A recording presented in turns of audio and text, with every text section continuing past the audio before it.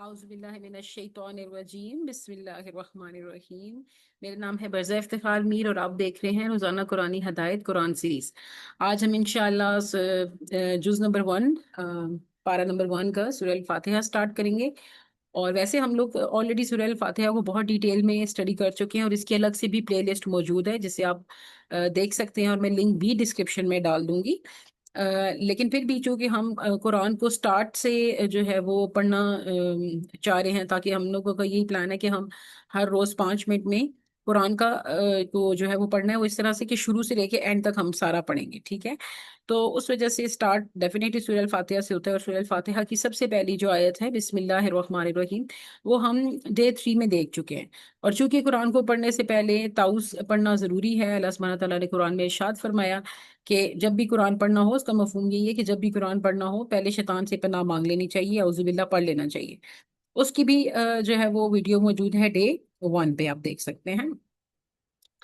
اور آج ڈے 4 ہے، آج سورہ الفاتحہ سٹارٹ ہے، تو ہم اس کو دیکھتے ہیں۔ حدیث قدسی ہے، ایک منٹ۔ سورہ الفاتحہ کو حدیث قدسی کی روشنی میں اللہ سبحانہ تعالیٰ نے 2 حصوں میں تقسیم کیا ہے، ٹھیک ہے؟ پہلا حصہ جو ہے وہ اس کی آیت نمبر 1 to 4 ہے، جس کو جو ہے وہ آپ اس کا مفہوم یہ کہہ سکتے ہیں کہ اللہ کی ثنا اور صفات ہے۔ اور وہ کس کے لیے ہے؟ وہ پہلی 4 آیات جو ہیں وہ اللہ سبحانہ تعالیٰ کے لیے ہیں، یعنی بسم اللہ سے لے کر اور اگلی جو 4 ہیں وہ بھی ہم پڑھیں گے۔ اور جو اگلی 4 ہیں، سوری جو اگلی 3 ہیں، 5 6 اور 7 آیات ہیں، وہ حصہ دوسرا حصہ ہے جو بندے کی طرف سے جو ہے وہ دعا ہے، دعا کے طور پہ ہے، وہ بندے کے لیے۔ تو اللہ سبحانہ تعالیٰ نے سورہ الفاتحہ کو اپنے اور بندے کے درمیان تقسیم کر لیا۔ پہلے 4 آیات اللہ سبحانہ تعالیٰ کے لیے اور اگلی 3 آیات بندے کے لیے۔ اب ہم دیکھتے ہیں کہ کون کون سی آیات اس میں شامل ہیں۔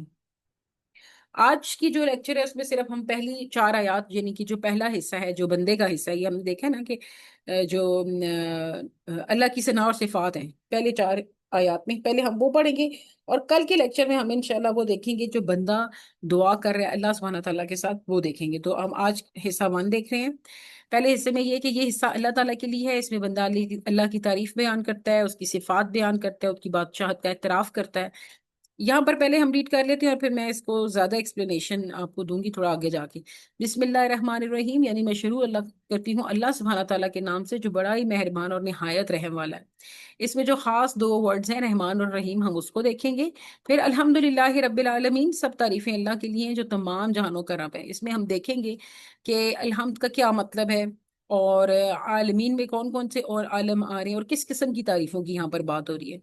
پھر رحمان اور رحیم کو ہم آلریڈی بسم اللہ الرحمن الرحیم میں ڈسکس کر چکے ہوں گے۔ اور پھر مالک یوم الدین، یعنی کہ روز جزا کا مالک ہے۔ پھر دوسرے حصے میں ہم یعنی کہ کل کے لیکچر میں دیکھیں گے 5 سے 7ویں آیات تک کہ بندے کی دعا اور طلب، کہ وہ جو حصہ ہے وہ بندے کے لیے ہے، یعنی بندہ اب اللہ سے براہ راست ہدایت کی دعا کرتا ہے کہ ایاک نعبد و ایاک نستعین، کہ ہم تیری ہی عبادت کرتے ہیں اور تجھی سے مدد مانگتے ہیں۔ دیکھیں یہ ہم اللہ سے مانگ رہے ہیں نا، تو یہ ہمارے لیے ہے۔ اہدنا الصراط المستقیم، ہمیں سیدھا راستہ دکھا، یہ بھی دعا ہم اپنے لیے مانگ رہے ہیں۔ صراط الذین انعمت علیہم غیر المغضوب علیہم ولا الضالین، ان لوگوں کا راستہ جن پر تو نے انعام فرمایا، نہ کہ ان کا جن پر غضب نازل ہوا، اور نہ ہی گمراہوں کا راستہ۔ اور آپ دیکھیں کہ ان تینوں آیات میں ہم نے اللہ سبحانہ تعالیٰ سے کیا مانگا؟ ہم نے ہدایت کی دعا کی، ہم اللہ کو بتا رہے ہیں کہ ہم آپ کی صرف عبادت کرتے ہیں، ہم صرف آپ سے مدد مانگتے ہیں۔ پھر ہمیں سیدھا راستہ دکھائیں، اور ہمیں ان لوگوں کا راستہ دکھائیں جو جنت میں گئے ہیں، ان پہ نہیں جو جہنم میں۔ یہ ہم کل دیکھیں گے۔ اور آج جو ہماری 3 آیات ہیں وہ کون سی ہیں؟ یہ بسم اللہ کو اگر ملا کر دیکھیں تو 4 بنتی ہیں ویسے۔ بسم اللہ الرحمن الرحیم، الحمدللہ رب العالمین، الرحمن الرحیم، اور مالک یوم الدین، ٹھیک ہے؟ یہاں تک ہے یہ جی۔ الحمد کا دیکھیں کیا مطلب ہے کہ سب تعریفیں ہیں۔ اگر آپ کسی انسان کی تعریف کریں گے یا کسی بھی ذات کی تعریف کریں گے تو کیا کریں گے؟ یہ کہیں گے نا کہ یہ بہت خوبصورت ہے، یا یہ کہیں گے کہ اس کا اخلاق بہت اچھا ہے، یا پھر بہترین چیز ہو سکتی ہے اس کا ٹیلنٹ یا سکلز، کہ یہ تو کپڑے بہت اچھے سی لیتی ہیں، یا یہ بہت اچھی ڈاکٹر ہیں، یا یہ بہت اچھی ریسرچ کر لیتی ہیں، یا پھر ہم یہ کہہ سکتے ہیں کہ یہ بہت اچھا کھانا بنا لیتی ہے، یعنی اس کی جو بھی سکلز ہوں گے، جو اس کا ٹیلنٹ ہوگا۔ اور یا پھر ہم اپیرنٹلی اس کی تعریف کریں گے کہ اس کے بال بہت خوبصورت ہیں، اس کی آنکھیں بہت خوبصورت ہیں۔ تو اللہ سبحانہ تعالیٰ کے لیے کیا ہے کہ اللہ سبحانہ تعالیٰ کی تمام صفات جتنی بھی ہیں، کہ وہ رزاق ہے، وہ عادل ہے، پھر آپ دیکھیں کہ وہ کیا سے کہتے ہیں شافی ہے، اس کی کتنی ہی صفات ہے. تو تمام چیزوں کا جو تعریف ہے اور جو شکر ہے وہ سب اللہ کے لیے. آپ اپنے لیے یا ہم اپنے لیے کچھ بھی نہیں کہہ سکتے، کسی چیز کا کریڈٹ ہم اپنے آپ کو نہیں دے سکتے. اگر کوئی انسان بہت اچھا ڈاکٹر ہے تو اس کو اللہ سبحانہ تعالیٰ نے وہ سکلز دی ہیں تو وہ بنا ہے. اگر کوئی بہت اچھی کوکنگ کر رہی ہے تو اللہ نے اس کے ہاتھ میں ذائقہ رکھا ہے تو تب کوکنگ کر رہی ہے. تو اسی طرح کوئی بھی چیز ہے نا، اس کا کریڈٹ ہم اپنے آپ کو نہیں دے سکتے. کیوں؟ کیونکہ وہ اللہ سبحانہ تعالیٰ کی دی ہوئی دین ہے. اور تمام تعریفوں میں کس طرح ہے کہ اللہ سبحانہ تعالیٰ کی اگر اپیرنٹلی تعریفیں دیکھیں تو کیا ہم کہیں گے کہ بہت خوبصورت پہاڑ ہیں، بہت خوبصورت اللہ نے زمین بنائی ہے، پانی بنایا ہے، اللہ نے بہت خوبصورت جو ہے وہ بادل بنائے ہیں. تو یہ چیزیں دیکھنے کی ہیں. پھر اسی طرح اللہ نے جو ہمیں نعمتیں دی ہیں ان سب کی بھی تعریف اور شکر ہے. نعمت میں کیا ہے؟ اتنی شدید گرمی میں جب بارش ہوتی ہے اللہ کی طرف سے، وہ بھی ایک رحمت بن کر آتی ہے نا، اس کا بھی الحمدللہ. پھر ان کی جو صفات میں سے آپ صفات دیکھیں کہ وہ اللہ سبحانہ تعالیٰ ہمارے لیے ہمیں شفا دیتے ہیں. اللہ ہمیں کھانے کے لیے جو ہے وہ روزی مہیا کرتے ہیں. رہنے کے لیے انہوں نے ہمارے لیے بہترین زمین بنائی ہے جس پر ہم رہ سکتے ہیں. ہمیں پینے کے لیے ہمارے لیے پانی بنایا ہے. تو ہر چیز چاہے وہ دیکھنے میں نظر آ رہی ہے یا چاہے وہ نظر نہیں آ رہی، لیکن اللہ نے ہمیں نعمت کی صورت میں دی ہوئی ہے. ان تمام چیزوں کا الحمدللہ، ان تمام چیزوں کا شکر ہے اور ہم ان کی تعریف بیان کرتے ہیں. تمام تعریفیں اللہ تعالیٰ کے لیے ہیں. یعنی کہ اس دنیا میں جو بھی ہو رہا ہے، اور ایون کہ اگر کوئی بہت اچھا کام بھی کر رہا ہے تو ٹھیک ہے، اللہ اس کے تھرو ہو رہا ہے یہ کام، لیکن تعریف پھر بھی ہم اللہ ہی کی کریں گے کہ اللہ نے آپ کو یہ صرف دی ہے جس کی وجہ سے آپ یہ کام کر سکتے ہیں. تو تمام تعریفیں کس کے لیے؟ اللہ کے لیے. رب پالنے والا، پرورش کرنے والا. رب کون ہے؟ یہ وہ ہے رب ہے جو ہم جب سے پیدا ہوئے ہیں تب سے ہمیں پال رہے ہیں، اس پورے جہان کو پال رہے ہیں. اس پوری دنیا میں جو چھوٹی سے چھوٹی چیز ہے، ایک مچھلی، ایک مچھر، ایک چھوٹا سا اگر جسے کہتے ہیں چونٹی بھی ہے تو اللہ اس کو بھی رزق دے رہا ہے. ٹھیک ہے، تو اللہ ہر چیز کو پالنے والا ہے نا. اس کے اندر جو نرشمنٹ ہو رہی ہے ہمارے جسم کے اندر، جب ہم پیدا ہوئے تھے بہت چھوٹے تھے، اب ہم بہت بڑے ہو گئے ہیں، تو بھی ہمیں پالنے والا کون ہے اتنے سالوں میں؟ اللہ. العالمین کیا ہے؟ سارے جہانوں کا. تو سب تعریفیں اللہ تعالیٰ کے لیے ہیں جو سارے جہانوں کا پالنے والا ہے. کہ ہر ایک بندے کو، ہر ایک مخلوق کو، ہر ایک چھوٹی سے چھوٹی اور بڑی سے بڑی جو مخلوق ہے اس کو بھی کون پال رہے ہیں؟ اللہ سبحانہ تعالیٰ پال رہے ہیں، اور اسی کا شکر ہے اور اسی کی تعریفیں. الرحمن الرحیم، وسیع رحمت والا اور نہایت رحم والا. وسیع رحمت کس لیے کہتے ہیں رحمان کو؟ کہ ان کی رحمت بہت وسیع ہے. چاہے وہ کوئی مسلم ہے، چاہے وہ کوئی نان مسلم ہے، چاہے وہ کوئی کس کونے میں دنیا کے رہ رہے، کس کونے میں رہ لے، تو اللہ سبحانہ تعالیٰ کی رحمت کیا ہے؟ اس کے لیے وسیع ہے. اللہ سبحانہ تعالیٰ جب سے یہ کائنات وجود میں آئی ہے، اللہ کی رحمت کا سلسلہ جاری ہے، اور تا ازل قیامت تک یہ سلسلہ جاری رہے گا. اور پھر قیامت کے بعد بھی اللہ رحم کرنے والا ہے. ٹھیک ہے، اللہ کے رحم ہوگا تو ہم جنت میں جائیں گے نا. الرحیم کیا ہے؟ نہایت رحم کرنے والا.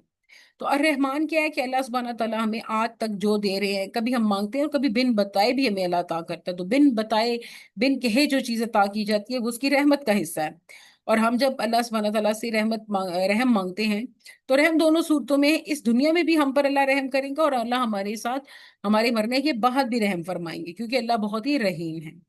اور تیسری آیت میں ہے مالک یوم الدین. یعنی کہ اللہ سبحانہ تعالیٰ مالک ہے، بادشاہ ہے. تمام جو بدلے کا دن ہے نا، یوم الدین، دن کا بدلے کا، یعنی کہ جو جزا و سزا کا دن ہے، اس کا مالک کون ہے؟ اللہ ہے.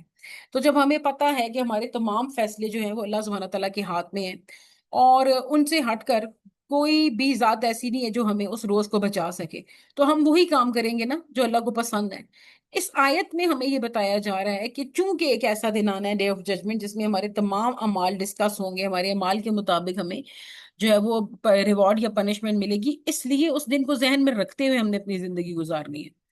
اچھا جی، تو ہم نے آج کے لیکچر میں کیا دیکھا؟ کہ ہمیں بے تحاشا شکر ادا کرنا ہے. دیکھیں اللہ سبحانہ تعالیٰ نے اپنی کتاب کا آغاز بھی شکر سے کیا ہے، یعنی کہ تمام تعریفیں اور شکر اللہ سبحانہ تعالیٰ کا ہے. تو اب اس کے حوالے سے مجھے ایک چھوٹی سی حدیث یاد آئی ہے، ضرور آپ کے ساتھ شیئر کروں گی. کہ رسول اللہ صلی اللہ علیہ وآلہ وسلم کے بارے میں سبھی جانتے ہیں کہ ان کو تو دنیا میں ہی جنت کی بشارت مل گئی تھی، لیکن پھر بھی وہ بہت بڑی بڑی نمازیں، بہت لمبی لمبی نمازیں ادا کیا کرتے تھے. تو ان سے کسی نے سوال کیا کہ یا اللہ، یا رسول اللہ، آپ کو تو پتہ بھی ہے کہ آپ انشاءاللہ جنت میں جائیں گے، تو پھر اتنی زیادہ عبادت. تو انہوں نے آگے سے کہا کہ کیا میں اللہ کا شکر گزار بندہ نہ بنوں؟ یعنی کہ اگر شکر کی بات جہاں تک آ رہی ہے یا تعریف کی بات ہے، تو یہ شکر یہ نہیں ہے کہ آپ صرف منہ سے ادا کریں الحمدللہ الحمدللہ، جیسے کہ ایک سلینگ ورڈ بن گیا نا. کوئی بھی پوچھے کیا حال ہے، ہاں جی الحمدللہ، بیچ میں دل میں 100 شکایتیں کیوں نہ ہو. تو یہاں پہ آپ کے زبان کی اور دل کی ہم آہنگی ہونا ضروری ہے.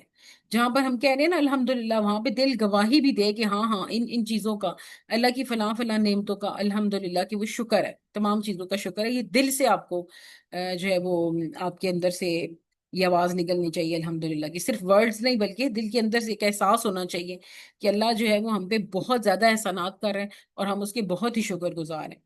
اور پھر چونکہ آگے دیکھیں کہ سارے جہانوں کا مال جو ہے وہ پالنے والا بھی ہے، اور جب رحمان اور رحیم کا ذکر آیا تو ساتھ ہی مالک ہے دن کے بدلے کا، تو یہاں پر ہمیں سمجھ آتی ہے کہ اگر ہم اچھے کام کریں گے تو انشاءاللہ ہمارے مرنے کے بعد اللہ بہت رحم کرنے والا بھی ہے۔ تو ہم نے اللہ سے ان کا رحم مانگنا ہے اور ڈے آف ججمنٹ کو کنسیڈر کرتے ہوئے اپنے اعمال کو درست کرنا ہے۔ آج کے لیے اتنا ہی لیکچر ہے، ملتے ہیں ہم کل کی ویڈیو میں انشاءاللہ۔